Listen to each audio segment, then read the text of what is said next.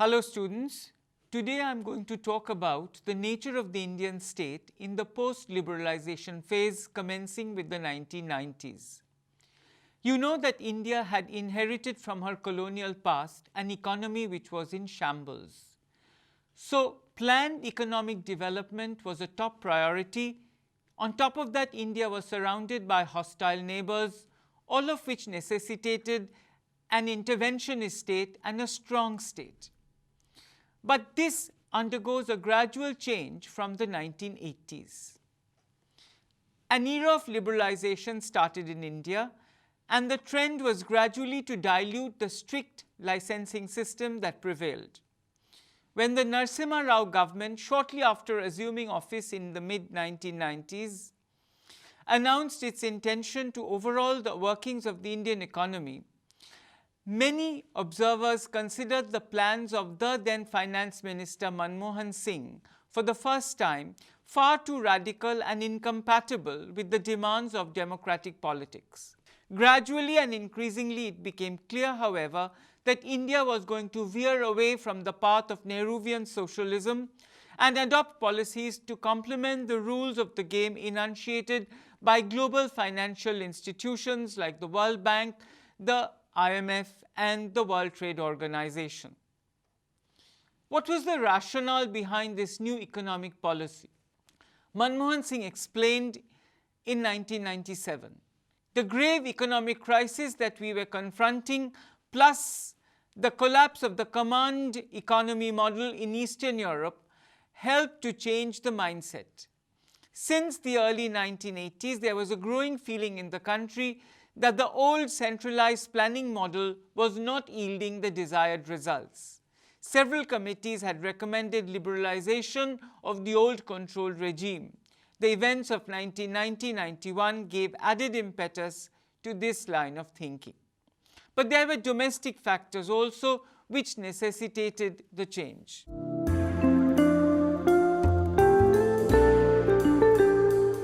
First, I would like to mention the rise of the middle class. Although the rate of India's economic development has not been sufficiently high for the alleviation of its mass poverty, there has been a phenomenal growth of the upwardly mobile middle class, mainly due to the grossly unequal distribution of income and wealth in the country. And it has been estimated that the rise of this class appears to have embraced the consumerist ethos of contemporary Western capitalism all over India, and this accounts for almost a quarter of the population. Second, there has also been a reversal of ideology. What is also striking is a replacement of a commitment to social democracy by the open advocacy of capitalism and tacit alliance with feudalism.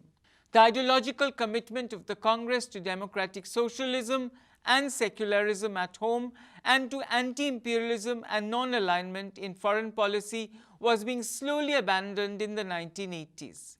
This reversal of the Congress ideology was as much due to the erosion of its mass base as to the personal leadership of Prime Minister Narasimha Rao, whose political views were at best centrist, if not entirely rightist.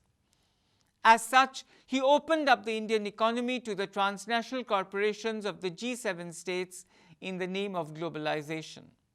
There was also political realignment of caste formations. Earlier, the Congress was able to create a mass base for itself that cut across class, caste and communal divisions with the help of nationalism and anti-imperialism, the syncretic ideology of democratic socialism and a distorted form of secularism.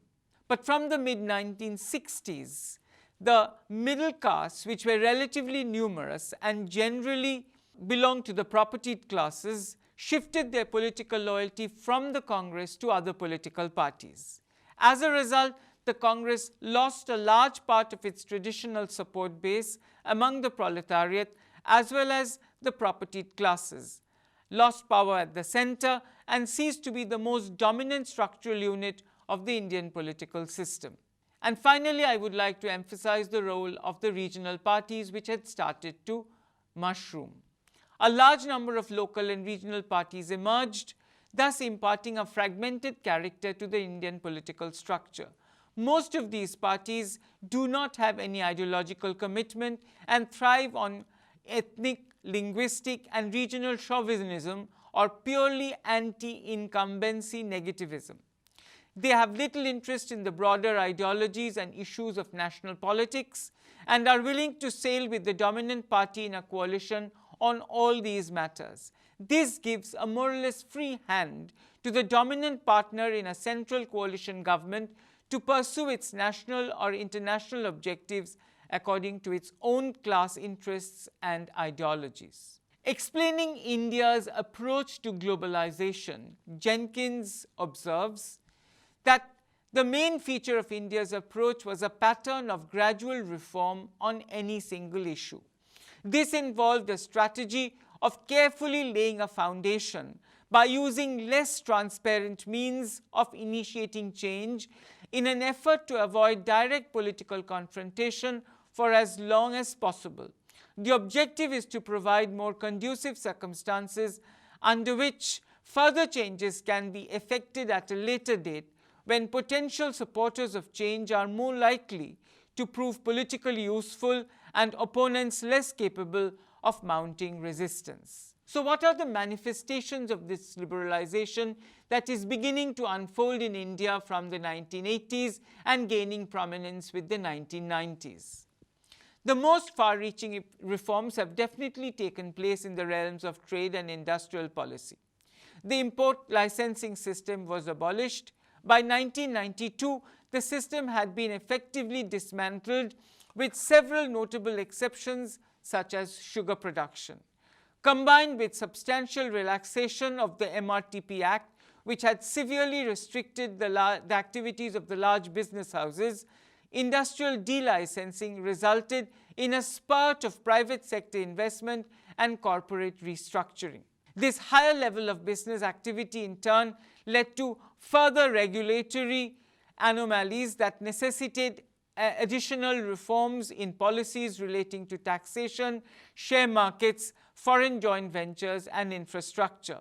Its most important implication in political terms has been to take decisions about the setting of new projects away from the hands of bureaucrats in New Delhi and place them under the control of individual business concerns.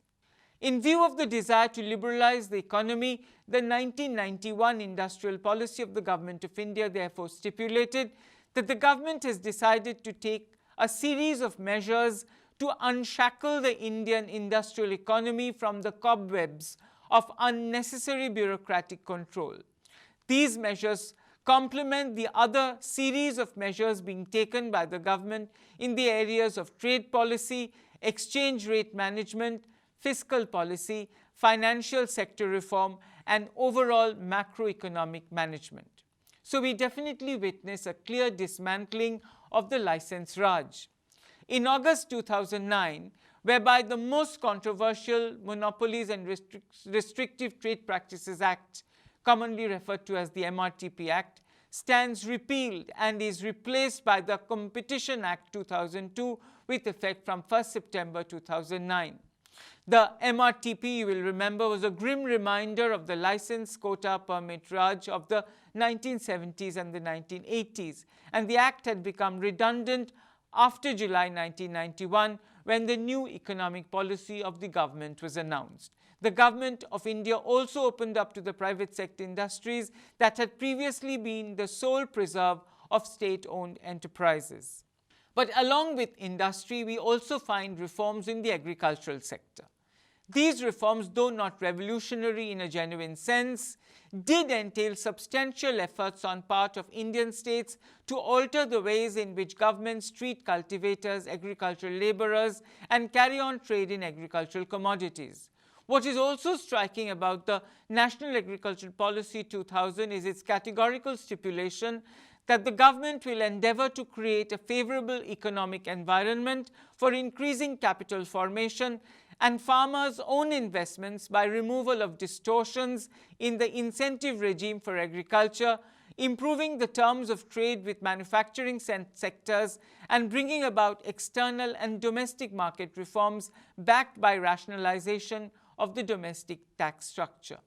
But This liberalization policy had varying impacts across states of India. One must note that despite the enunciation of the policy of shifts by the Government of India, the states across India's federation did not perform similarly in terms of economic growth.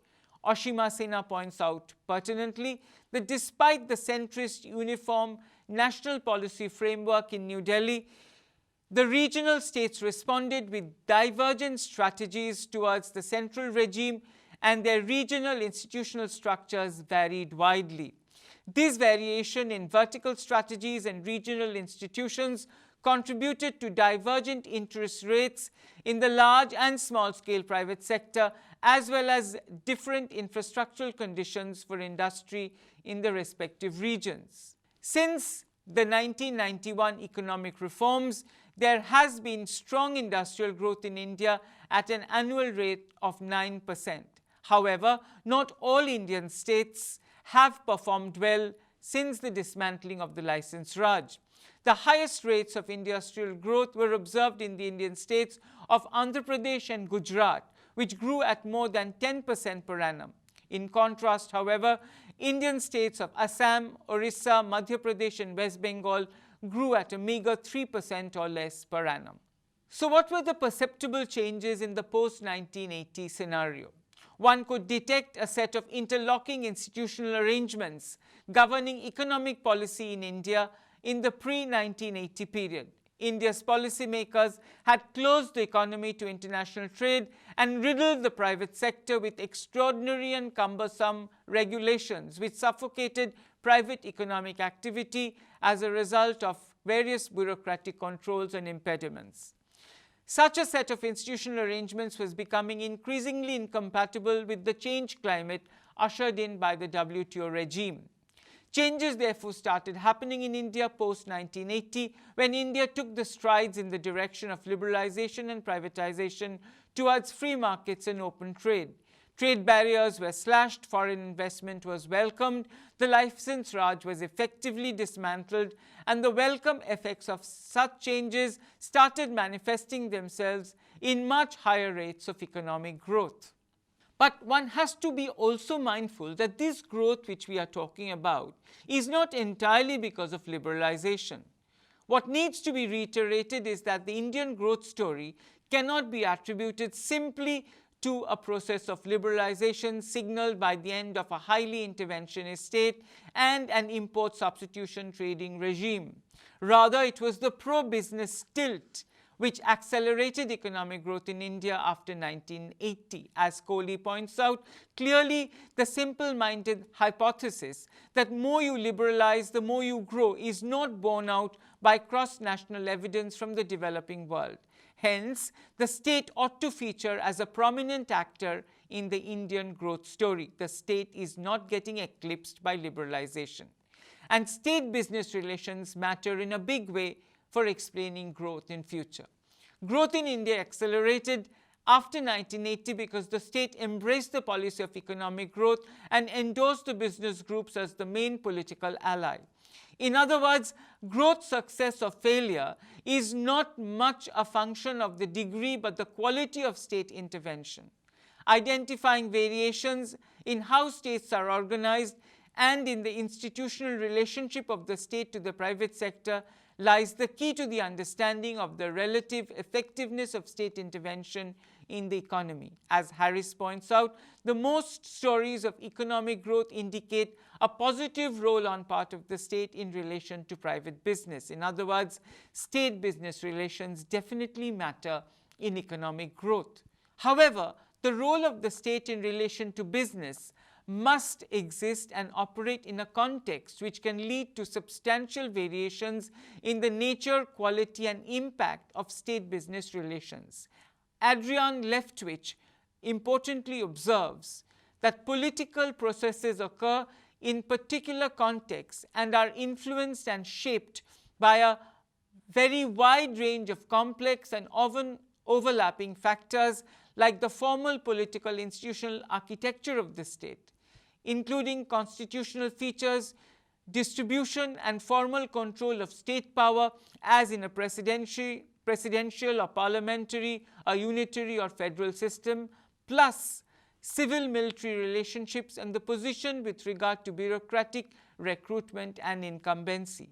This is confirmed by the different developmental outcomes of the various states in India who have pursued their own local forms of state-business relations. And that also explains to a large extent how growth has differed across Indian states. The varying experiences of Indian states definitely needs to be highlighted.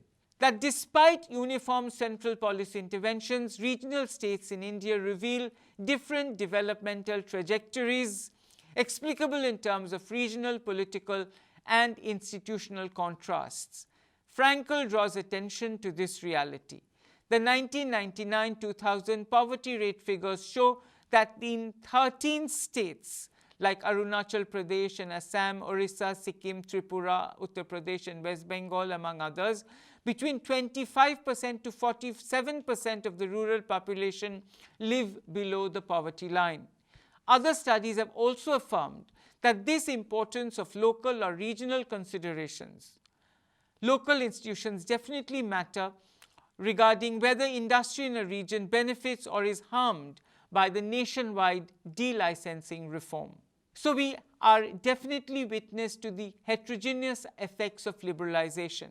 Trade liberalization literature points to the heterogeneous effects depending upon the institutional setting in which liberalization unfolds. Indeed, the focus should be squarely on the local policy and institutional environment, both contemporary and historical, in thinking about how to encourage growth in particular regions during periods of economic reforms.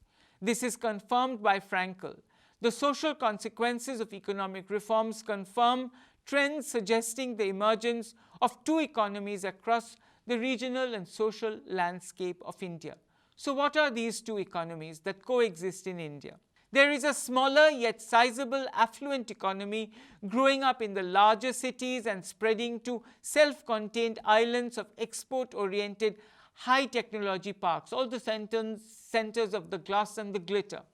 The spillover effects of an unemployment from proximity to knowledge sectors servicing global industries holds out hope to those at the margins of opportunities to join the growing lower middle classes and the middle classes. On the other hand, there is the larger predominantly agricultural economy of landless, marginal and small farmers, many belonging to historically disadvantaged lower castes, minority religions, tribal groups and women are on the other side of the divide. They have little expectation of a better future. They remain predominantly occupied with the daily struggle to secure their livelihoods. But is globalization responsible for this divide? It seems it may not be fair to hold globalization guilty of all the ills pertaining to poverty, unemployment, or underdevelopment that are discernible in contemporary India. Many of these have been continuing from yesteryears and have got aggravated through lapses and inadequacies on part of the state from the time of India's independence. And it is common knowledge that globalization is certainly not a level playing field. Globalization and liberalization have occasioned the state to abandon the closures and interventions that she earlier displayed in relation to certain spheres, particularly business and trade. True also, this abandonment has fostered an element of insecurity and uncertainty for many who feel unsure about the opportunities as well as their ability to optimize these opportunities that have been thrown up in an age of liberalization. There is also the intriguing question that with the inauguration of greater competitiveness, both nationally and internationally among the various stakeholders in the realm of business or trade, industry or agriculture, there will be winners, perhaps few, and losers, perhaps many, because many will not be in a position to take advantage of the opportunities unleashed by a process of liberalization. There is therefore an important role for the state to play. Probably more than ever before, the need for stronger measures of redistribution and reallocation are felt in liberalized India. But under all such possibilities and circumstances, an active role of the state is certainly not precluded. Neither does it suggest a departure from the welfare commitments of the state. The state has to emerge as an initiator of important institutional changes. If politics dominates the area of policy making, it will be no less dominant in the domain of policy implementation. We have seen in the case of the Forest Rights Act that one is definitely in need of ensuring intelligent activism geared towards building focused and effective coalitions both in the center and across the states for such pro-poor legislation to actually take off. This shows that the state will need to initiate additional complementary institutional changes so as to curb the attempts that are likely to frustrate the successful implementation of welfare measures for substantial sections of the Indian population, of which the Forest Rights Act is an example. Indeed, therefore, there is no shrinkage in the role of the state. In fact, there are other scholars who note a fundamental continuity in the role of the state in India, even in the age of liberalization. Nair observes that it is evident that there has been no withering or shrinking of the state, either subsequent to or as a consequence of liberalization. Rather, there has been a persistent expansion of the state. There has also occurred a marked shift in the approach to economic planning, where the emphasis is now placed on the social sectors in the move forward towards greater inclusiveness. The most visible symbol of the expanded commitment to inclusiveness is manifest in such schemes as the NREGA. So liberalization basically suggests a nuanced role for the state. Planning in a market economy, which is becoming increasingly integrated with the world, is bound to be different from what used to be earlier during the time of initial years of India's independence. Much of what used to be done by governments, including especially the establishment of production units producing manufactured goods and commercial services, is now being done by the private sector. This privatization, of course, was not visible earlier. India is blessed in having a long tradition of private entrepreneurship, and the private sector has responded magnificently to the new opportunities opened up by the age of economic reforms. So therefore, one has to conclude in the words of Manmohan Singh that liberalization does not mean that the role of the government must shrink.